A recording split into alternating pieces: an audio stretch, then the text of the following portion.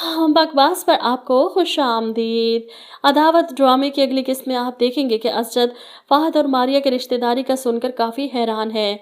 तुम दोनों आपस में कज़न और मुझे समझ नहीं आ रही। अगर तुम्हारी मारिया के घर वालों से रिश्तेदारी थी तो इसमें राजदारी की क्या ज़रूरत थी।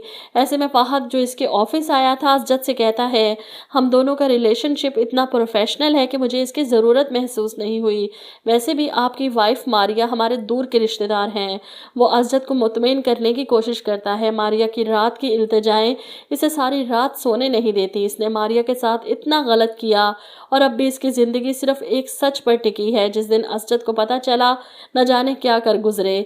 इसी वजह से वो ज़ोरों शोर से अरीबा को पटाने में लगा है।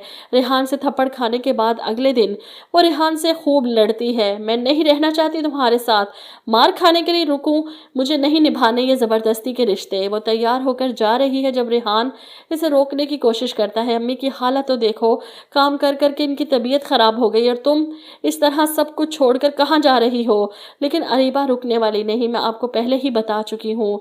वो फ़हद से जाकर मिलती है रेस्टोरेंट में और वो इसे कहता है मैं तो इस दिन का बेसब्री से इंतज़ार कर रहा हूँ जब तुम रेहान से पीछा छुड़वाओ और मैं तुमसे शादी करूँ।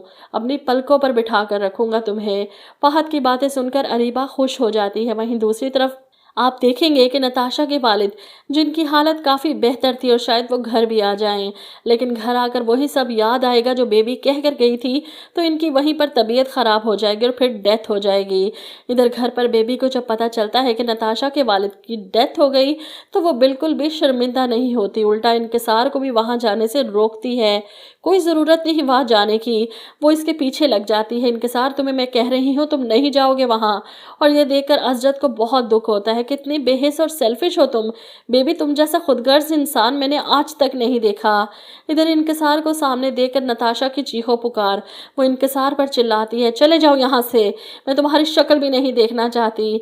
यहाँ असजद भी नताशा के घर चला जाता है। बेबी इंकिसार की वजह से परेशान, अब तो नताशा को खुली छूट मिल जाएगी इंकिसार के कंधे पर सर रखकर रोने की। तुम्हारा शोहर अंबर के साथ ये सब करे ना तब तुम्हें पता चले।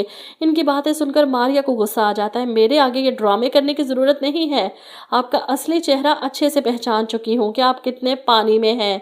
जवाब में बेबी कहती है अगर पहचान चुकी हो तो फिर डरो मुझसे। वो सच में मारिया को डरा कर चली जाती है क्योंकि अभी भी इसे खुशफहमी है कि मारिया को इससे डरना चाहिए, क्योंकि ज़रा इसकी ज़ुबान फिसली असजद के सामने तो सब ख़त्म।